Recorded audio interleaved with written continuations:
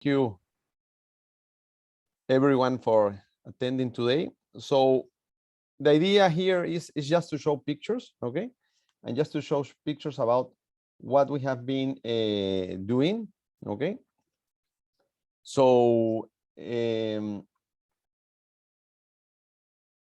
everything has been done by the team, Ian, Diana, Alejandro, Sara, Karen, Eiso, and myself, okay? So our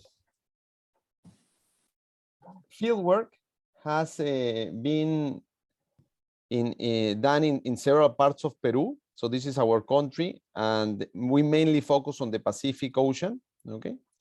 So it's the type of river is quite different from what we have in the Amazon, okay?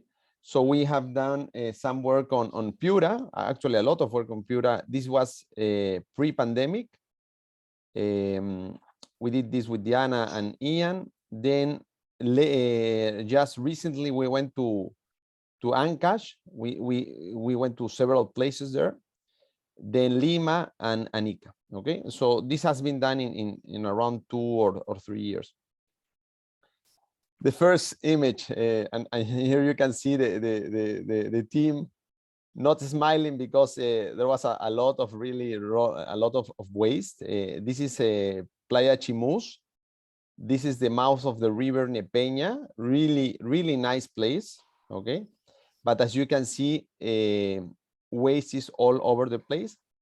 The rainy season was just 1 month before we came. So what we're trying to show here is just images from what we have seen. Is difficult from an image to really tell the full story, because there's a lot of variations between what we see and what happened 1 day before or even one month ago. Okay, but still I think it makes us open our eyes for a lot of things. So you can see a lot of plastics. There's no shoes here, but something that we have been seeing a lot of shoes everywhere we go. Okay, so this is a zoom of what we have been seeing in this place. Okay, so a lot of plastics all over, and so on. More images from the same area. Okay, this is the river mouth of this river Nepeña in the same location. This is the same location. This is mostly the Playa Chimu, so it's very close to the river mouth. Okay, and you can see always some plastics related to the fishery industry. Okay, you can see that here, and it's very typical to see a lot of wood around. Okay,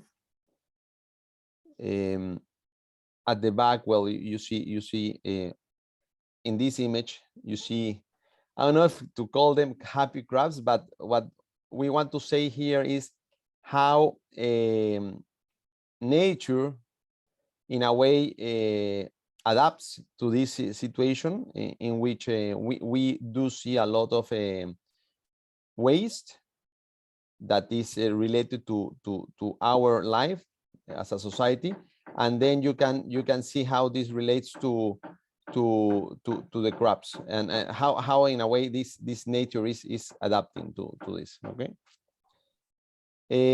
this is another river. This is the mouth, river mouth of Rio Santa. This is a very important river in Ancash. Okay, and what we want to show here is how this connects to a lot of waste that is always left in the riverside, and this is very typical in a lot of areas of the country.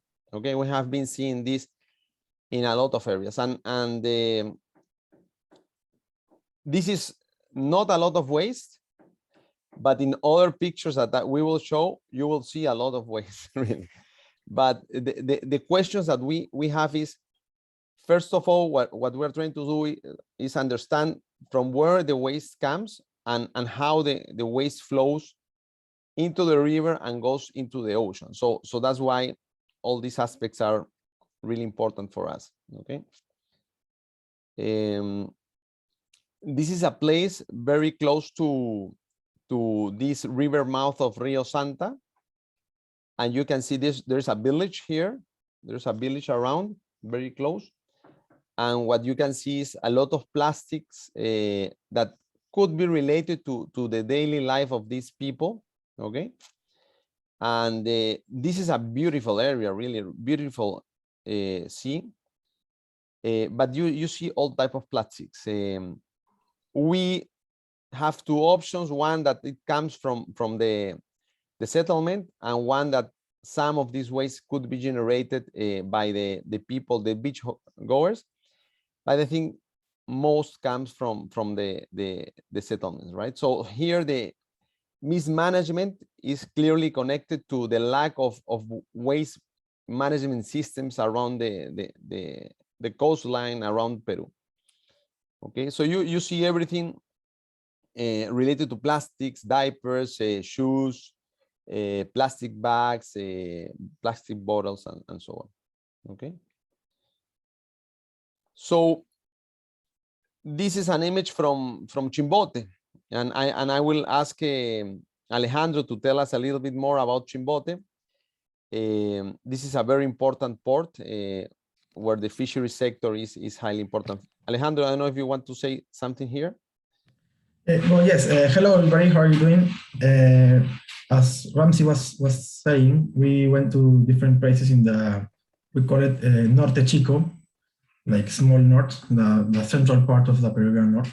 And here in Chimbote is the, for all of you who don't know, Chimbote is the most important port in the world regarding fish meal production and fish oil production, right? So this is a major important port in Peru, right? Because a lot of anchovy is landed there for fish meal production, right? So as well here in Chimbote, there's a lot of, as you can see in the bottom picture, a lot of smaller fisheries, artisanal fisheries, and small-scale fisheries. So in Chimbote, you have two main ports: the municipal port and the desembarcadero. It's for a port for artisanal fisheries.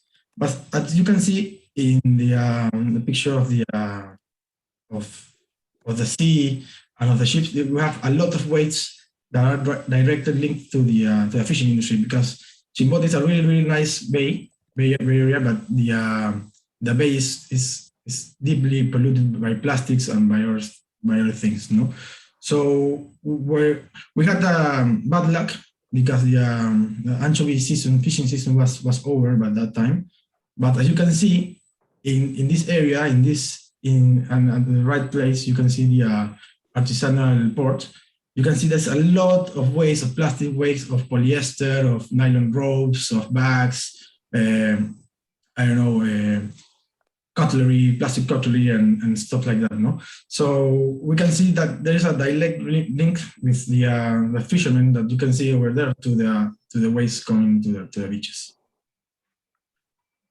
Yeah, thank you very much, Alejandro. It's clear the relationship, and we're working also on this, an MFA on this topic, because when we talk about plastics to the ocean, there are a lot of sources.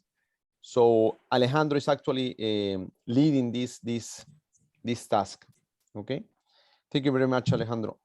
He will come back soon, don't worry. So this is part of Chimbote, and this is kind of the coastline of Chimbote, and the relationship with this industry. Okay. This is a beautiful place.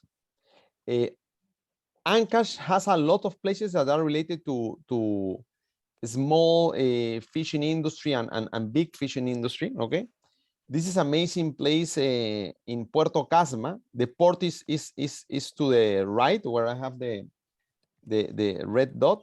Okay, and this is the river mouth of the Rio Casma. Okay, we walk all the way, and it was amazing. It's amazing. And this is another image of what we see, but the purpose of this image is not to show you the beautiful site, but show you these agricultural residues, okay, that you can see all around the bay, if you will, okay. And every time you go to this wood, you will see a lot of different types of waste, and plastic is of course one of them. And you can see shoes, as I mentioned before, right? Shoes are everywhere. It was amazing how we can see shoes everywhere we go, okay. And of course all type of plastics, okay. So this is the picture, this the zoom out, and this is the zoom in of what we see in these agricultural residues, okay. So this is related to agriculture, and it has been seen everywhere we have gone, okay. This is another river. This is Rio Pativilca and the Pan American Highway. The same idea, agricultural waste and so on. This is a really interesting one because it relates how society in a way connects to pollution and plastic waste. And here you see these are really nice structure. You see the Rio Waura, you see waste on the riverside, and here just in this area, let's say, you can see waste thrown by people. It's clear, right? Plastic bags full of waste, and you can see them how at some point they will end. All I know. They will end into the river and then the ocean. This is again Rio Waura and the Caleta Carquín, beautiful place, and this is the waste you see just close to the river mouth of this Rio Waura. I don't know if Alejandro, you want to mention something, all the waste we saw here? Well, yes, Rio Waura is as well a river coming from the Ancash Sierra, right? And as well as you can see there, as Ramzy mentioned, one thing that we noticed, besides from all the shoes, because the shoes were really recurrent, like flip-flops and soles and a lot of things that come from shoes. But a lot, as you can see there, is wood. We found a lot of wood in all the river mouth. And we think, because we were talking to people, and this is mainly, and we think this is mainly due to agricultural resource residues, because we think these are used for making cagings, for dividing land, and they just throw it away at the end. So what we saw here, which more intensity, was that where we find a lot of wood residue linked to the agricultural sector, we will find a lot of plastic residue, but linked to different types of sectors. Like, so you see cutlery, polyester, even nylon ropes, nets that are used for agriculture, for chickens or shoes, or a lot of type of plastic. But it was kind of interesting to see the relationship with regarding the amount of plastic waste and the amount of wood that we saw in each river mouth. Thank you, Alejandro.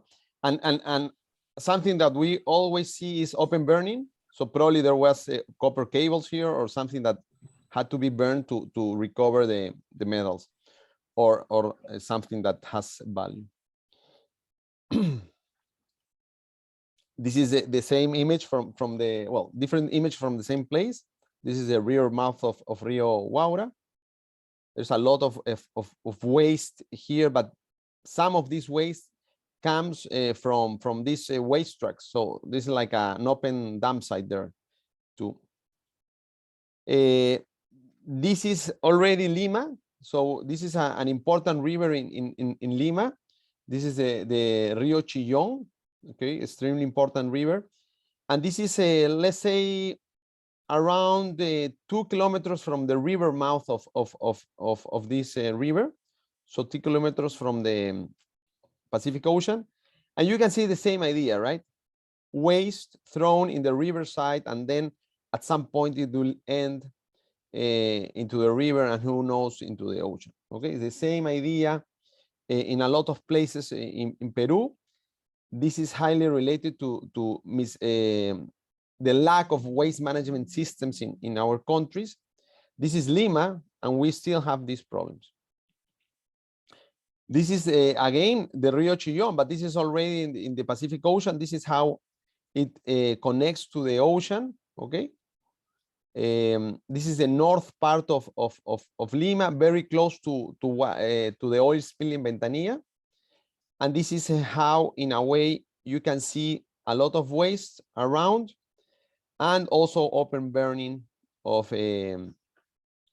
probably copper cables. The same site, different image with different, well, you can see all type of plastics here. Shoes are always there, as I mentioned before, plastic bottle, plastic bags, polystyrene, and so on. This is the river, River Chillón, very close to the river mouth.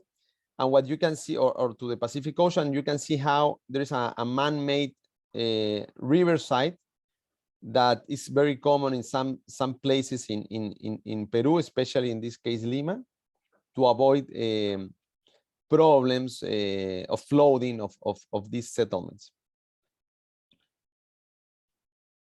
Again, plastics all around, and there were a lot of birds here. That this was not strange. So it's like an open site, open dam site here in the river mouth. This is north of Rio Chillón. This is a beach in Ventanilla. We also went here with Ian and Alejandro. And as you know, part of my life has been devoted to electronic waste, and it was like a miracle to see a CRT TV here. It was just crazy. I was not expecting that.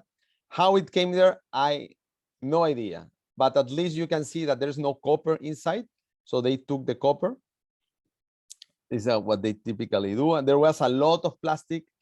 Our assumption is that this connects to the river because all this area is full of waste. And there's a full plastic waste there. Okay. As you can see, this is all the beach. Okay. This is another important river in Lima. Okay, the same idea of the river Rio Chillón. Was not easy to get inside this river mouth, but you can see the same idea. A lot of plastic waste, a lot of waste, very close to the, well, almost in the ocean. You can clearly see the connection between ocean and river, and most of this plastic waste clearly connected to our society, our daily life, and connected to this waste that cannot find a proper waste management system. These are some images from open dam sites in Piura. This is a trip we did with Ian and Diana 2.5 years ago. And this is the situation in Piura. This is the north of Peru. And clearly the situation is really bad in a lot of places. So there is a lot of things to do here in Peru with regards to waste management. And this clearly connects to this waste that we see in the ocean. Okay.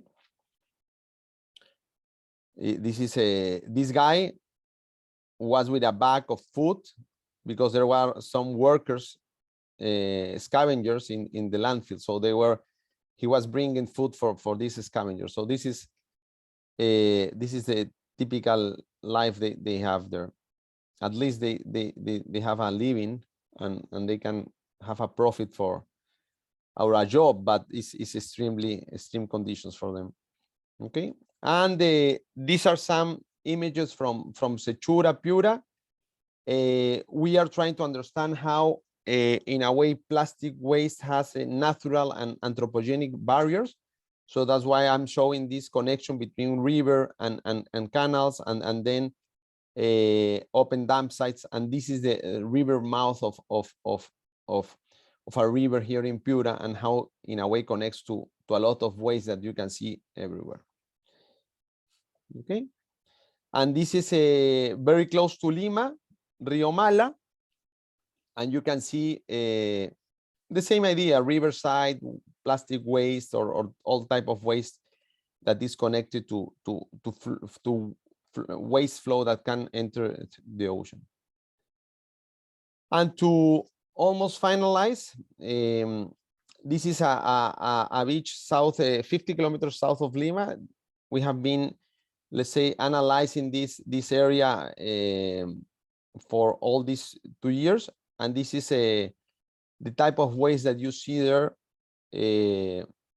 from the fishery industry, but from different types of anthropogenic activities as well. Okay, how it gets there, that's the question that we're trying to answer. It's not an easy question, and here is very important to understand not only the flows that are connected to the flows that are related to the ocean, but also how in a way these flows connect to the output of the river. So this is not an easy task, but we're trying to get more understanding on this.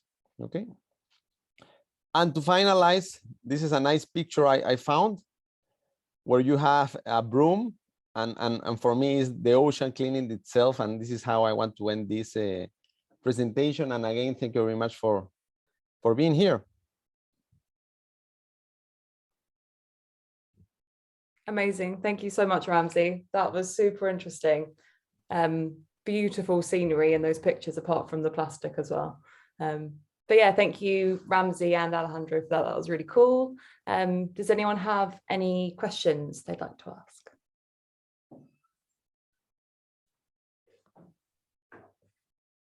I have one to kick things off with. Why so many shoes? Why are you finding so many shoes everywhere? Yeah, it's really, really interesting. I think we have a hypothesis. Well, in Lima, it's very easy to fix shoes. So Alejandro, Ian, and Diana were thinking why we see shoes, right? And this is, once you cannot use it in some places of the country, it's difficult to repair, and probably it's part of our waste. Okay, but it's just a hypothesis. I don't know if Alejandro wants to say something, but it was clear, very clear to see shoes everywhere. Martin, probably you have an idea of why we have so many shoes. No, actually, I have no idea. This was really interesting, and I could probably have done more or less something very similar, because basically all your images remind me 100% about the situation in northern Chile. It's exactly the same. The images are the same. It's all very, very similar. And I see Diamela, I don't know how much she has traveled along the northern coast of Chile, but it's very similar. And with the shoes, that's actually interesting, because we don't have that in Chile. So, I mean, occasionally you find a shoe, but not the way you seem to describe that. So one thing, while you were talking about the repair of the shoes, that comes to mind. I don't know whether last year you have heard about this big dumpster, because it has made global news. It's a big dump site of clothes in northern Chile. And we actually went there, and I don't wear it today, but I found a lot of clothes that actually clearly came from, for example, Germany. A friend of mine who went with us, he got several clothes that have, like, here, German companies. You know, I have a winter coat that is from the German Postal Service. So, which next time I go to Germany in the winter, I will wear that coat. And so basically what this garbage dump is, and actually that's an interesting anecdote, you know, because I first became aware of that because some of my friends from Germany, you know, they sent me, oh, do you see this, what's happening in Chile? You know, they dump all these clothes in the desert, you know. And I said, oh, I have a suspicion. And my suspicion was confirmed. We went to this dump site because we were passing by anyway on our annual sampling trip. And we checked it out, and it's all this stuff, you know, secondhand stuff that is coming from Germany and other countries. There was stuff from the US, from the Northern Hemisphere.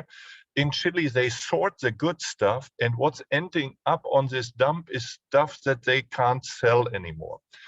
And I wonder whether something similar might happen with shoes in Peru, because it's really, in Chile, we don't find that many shoes, but otherwise the situation is very, very similar, very similar. And I want to end with a question, because I saw you, or you mentioned several times, this waste, this agricultural waste. We also have our images, our beaches look very, very similar.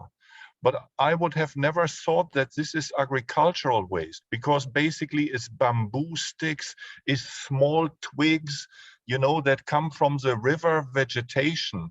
So my interpretation actually of this type of litter, this is the natural litter that these rivers are bringing down when there is big floods together with the garbage, but all that is natural vegetation that is growing along the river sides. And we have looked at that litter in Chile, like I say, both in the rivers and on the beaches. Everything looks the same, and to me that's natural, actually natural river, that litter that should be there. That's part of the ecosystem. No, that's great, Martin. I'm glad to hear you. So to answer the question, this is the third hypothesis that we have. The first one, with relates to wood, was these rudimentary houses and its relationship with the river and floats.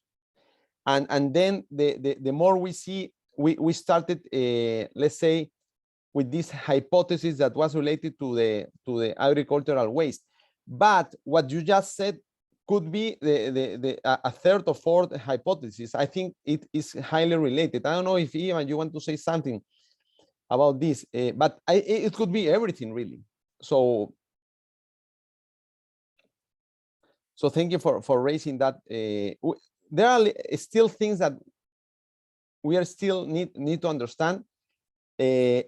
One thing that we would like to do is try to go and do all the trajectory of the river, and that's something that will start, let's say, answering some questions. But there are a lot of questions that we have that will not be answered, unfortunately. I don't know if Ian, you want to do something here, or you're fine? Yeah, I'm pretty fine, thanks. Thanks for asking. No, but I think you did a great job, Ramzy. I think it's really clear. I mean, a bit of the visual situation. Regarding the shoes, I wouldn't think it's based on something like what happens with textiles in northern Chile. I think it's something a bit more scattered around, you know. And many of the shoes sometimes also like sandals and flip-flops and that kind of stuff. So I always remember when I went with my parents to Maspalomas when I was like 6 years old, and my mom had bought me these lovely plastic sandals, and I just went into the ocean and came out without them. So I think that for most of the flip-flops and sandals, that's probably what's happening, you know, also because the open sea in Peru can be quite rough. But definitely all the other types of shoes and similar gadgets, it's quite puzzling, really. Yeah. But I would think it's not something acute that you find in one point. You know, I would expect it to be like very dispersed in the territory. Thank you, Ian. So Martin, why I mentioned the shoes? Because what I would have thought is that Ramzy, I think Martin left. Oh, I'm sorry. What I will see, what I will think is that these shoes will have a second and third life. That was my hypothesis. So that was why I was shocked about seeing so many shoes there. So clearly, people once they use it and they cannot fix it, they just throw it. At least that's one of the hypotheses we have. Jen, please go ahead. If we have time, of course. If Jess allows it. Yeah, I've got permission. Good. Thank you so much for that. It was super interesting. I wanted to know if you guys found many sporade bottles. You know, sporade. Those green bottles are the absolute most common item we've found on a lot of the Galapagos beaches. So I wanted to know if there's any hints of whether there's more from the mainland or the fishery inputs, or whether you just find them everywhere from Peru sources. Yeah, this is a great question, because there's something I didn't say. In two of the images I show you, or we show with regards to the river mouth, there were scavengers. Because they knew they will find good quality waste, you know, and they will find bottles. So yes, there were a lot of bottles there, but probably some of them were already being recovered by these scavengers, because it's like, okay, this is a place where I will find some money, right? Some money. So yes, bottles was a typical thing. With regards to the brand, every type of brand, really. Ian, please go ahead. Yeah, sorry, I just wanted to make sure what Jen's question. So, Jen, are you suggesting that most sporade bottles in Galapagos are due to the fisheries rather than to on-land litter? Yeah, so almost for sure not on land litter, because these are remote beaches, and so we are sure they're like Peruvian, and we split out the Ecuadorian labels, and we know it's not perfect method. But yeah, we're wondering if there's any way you could see how much might be coming from the fishery versus the continental input in general. But sorry, you did say that you found Peruvian bottles. Yeah, by far the most. More Peruvian than Ecuadorian. That's interesting, because when we were in Chimbote about, what was it, 2 weeks ago, 2 or 3 weeks ago?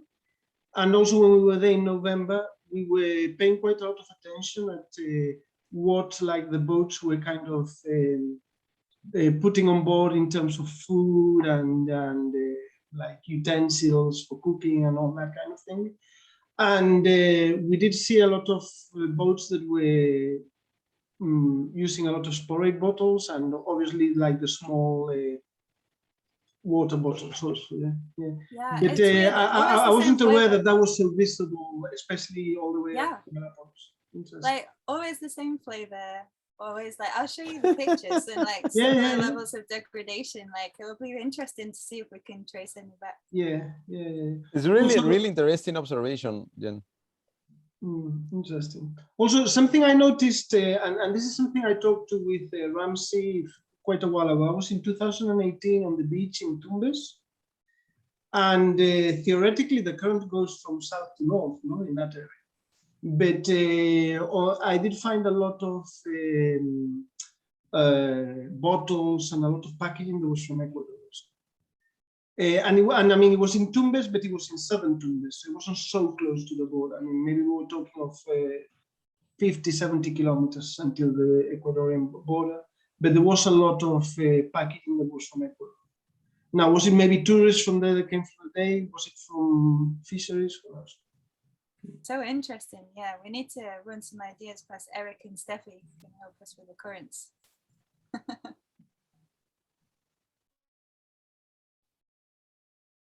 Amazing. Does anyone else have any questions before we finish up? Now's your chance.